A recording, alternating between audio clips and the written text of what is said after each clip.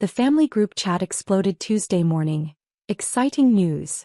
Madison's wedding will be at the family estate. Save the date, June 15th. I stared at my phone in my Seattle office. Family estate? I own the only property that qualified. A 5-acre Napa Valley estate I'd purchased 3 years ago for $2.1 million. The Spanish-style villa had sprawling gardens, a vineyard and valley views. Madison had never asked to use it. I texted my mother, "What family estate?" Her response, "Your Napa house obviously. Madison's getting married. The venue is perfect." I never agreed to this. Don't be difficult, Harper. It's just sitting empty. Family helps family. Madison needs the perfect venue. You have it. I called her. She answered breathlessly. Harper can't talk long.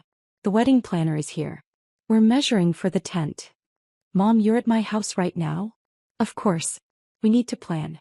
The ceremony will be in the rose garden, reception on the main lawn. Madison wants market lights between the olive trees. It's going to be magical. I never said you could use my property. Don't be selfish. This is your sister's wedding. The house sits empty while you're in Seattle. At least it'll be useful for something important. At 33, I worked as Chief Technology Officer for a cybersecurity firm, earning $450,000 annually. I'd built my career quietly while my family dismissed tech work as computer stuff. Mom, that property cost over $2 million. It's not a free wedding venue. You're not using it. Madison needs it. When will you stop being so focused on money and start caring about family? I hung up and checked my security cameras. Sure enough, my mother, Madison, and a wedding planner were walking the grounds, measuring.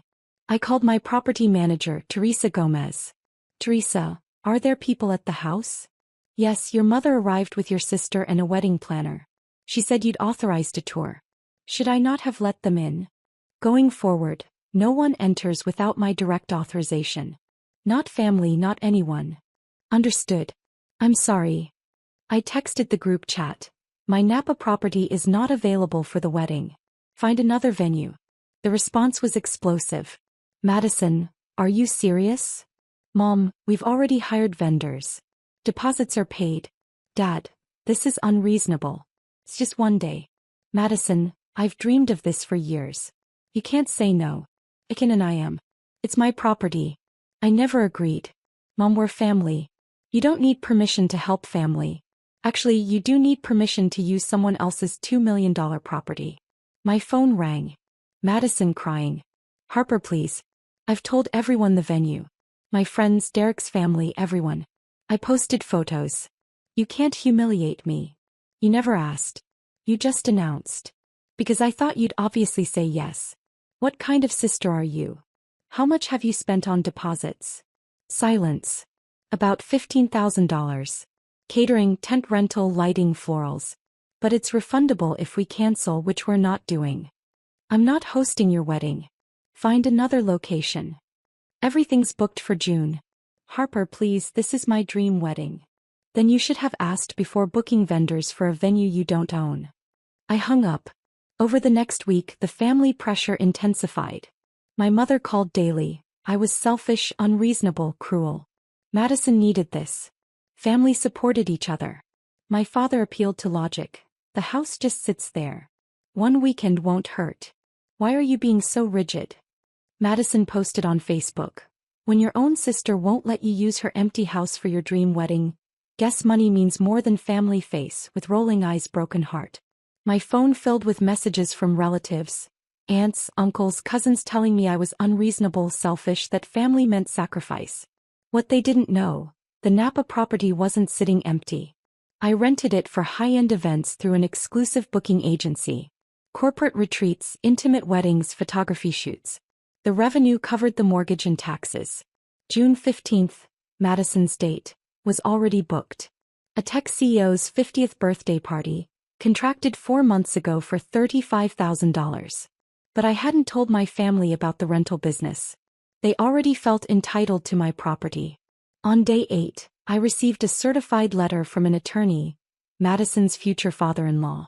It claimed that because I'd allowed family to use the property before, one Thanksgiving dinner 2 years ago, I'd established a pattern of access and couldn't suddenly revoke it. I forwarded it to my attorney, Nicole Brennan. She called within an hour. This letter is nonsense. Hosting Thanksgiving doesn't create obligation to provide your property for a wedding. Did you sign anything? Nothing. Madison announced the venue in a group text. I said no immediately. Then she has no claim. If they've paid deposits for an unauthorized venue, that's their problem. Want me to respond? Yes. Make it clear the property is unavailable and further harassment will result in a restraining order. I discovered my mother had given the wedding planner full access, created detailed layouts, and commissioned a custom archway for the rose garden, installed without my permission. Teresa called. There's a wooden archway in the rose garden. Your mother had it delivered.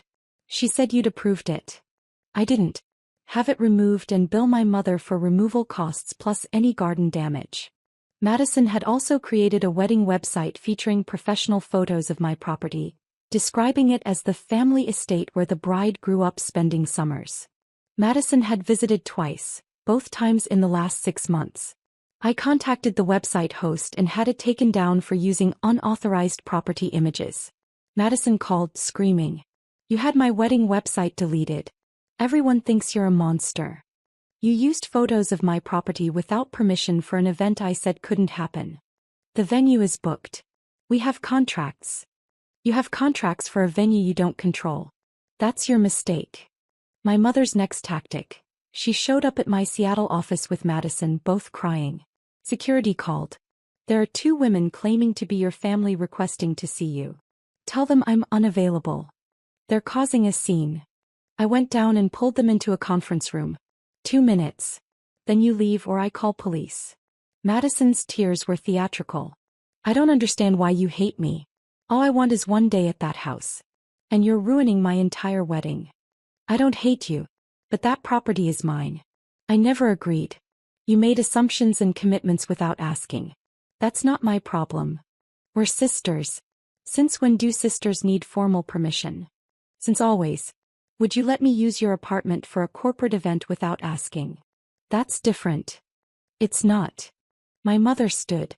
That property belongs to the family. Your grandmother left you money for the down payment. Grandma left me $50,000 7 years ago.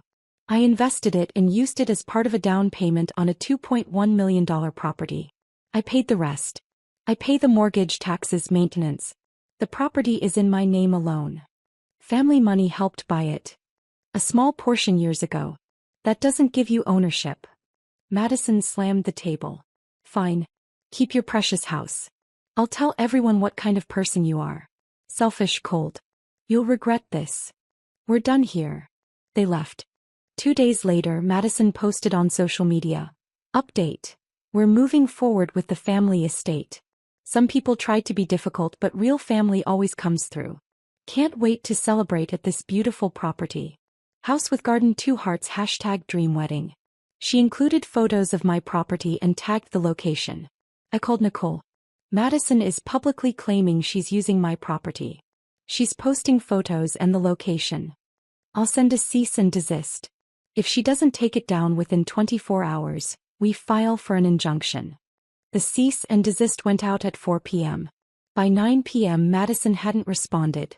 I posted on my own rarely used social media with a photo of the property deed clearly showing my name as sole owner. PSA.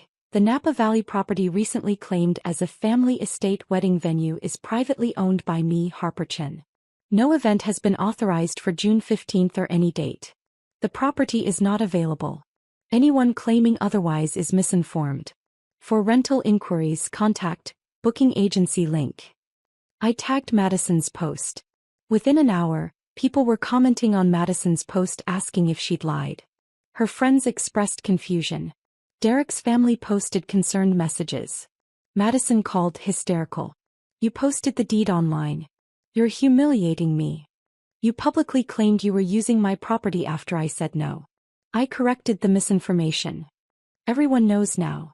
They think I'm a liar. Madison, you are lying. You claimed the venue was secured when it's not. I thought you'd change your mind. I thought once everything was in motion you'd have to say yes. That's manipulation. My mother called. Madison's guests are calling asking if the wedding is even happening. You've embarrassed her. She embarrassed herself by claiming access to property she doesn't have. Derek's father called from Madison's phone. This has gone far enough. Your sister has made commitments in good faith. Based on assumptions. Not the same thing. We can settle this. Name your price. What do you want to allow the wedding? I smiled. The property isn't for sale or rent to you at any price. It's already booked that date for $35,000. A contract I signed 4 months ago. Silence. It's already booked? Yes. I run a rental business for corporate events and high-end weddings. June 15th has been reserved since February. Even if I wanted to accommodate Madison, which I don't, I legally can't. Why didn't you mention this? Because it's none of your business what I do with my property. He hung up. Within hours, Madison posted, venue change. Due to unforeseen circumstances, we're moving to Villa Bellezza in St. Helena. Still Napa, still beautiful. 2 hearts. No apology. Just a pivot. The comments were less kind. People had seen my deed post. They knew what unforeseen circumstances meant. Resolution. My mother left a final voicemail. I hope you're happy. You've made Madison's wedding planning a nightmare. She lost thousands in deposits and has been crying for days. Family is supposed to support each other. Don't bother coming to the wedding. You're not welcome. I saved it but didn't respond. Madison's wedding happened at Villa Bellezza in June. I wasn't invited. From social media it looked beautiful. The tech CEO's 50th birthday party happened at my property the same weekend. The event went flawlessly and I received a 5-star review. My rental business continued to grow. I booked 12 events over the next year, generating over $280,000 in revenue. My family stopped speaking to me. No calls, no texts, no holiday invitations. I was fine with that. 6 months later, my grandmother, who'd given me the $50,000, called. Harper, I heard about the wedding situation. I'm sure you did. Your mother said you refused out of spite. Madison never asked, just announced, then refused to accept no. Grandma was quiet. I gave you that money for your future. To invest in yourself. That's why I invested it carefully and built something substantial. Your mother thinks because family money was involved, the property belongs to everyone. That's her position. She's wrong. I gave that money to you. What you built is yours. I'm proud of you. I felt tears forming. Thank you, Grandma. We talked for an hour. A year later, I'm still running my rental business successfully. The property is one of the most sought-after private event venues in the region. Madison and Derek are still married, living in Sacramento. We don't speak. My parents send birthday cards. I respond politely but distantly. My grandmother and I have dinner monthly.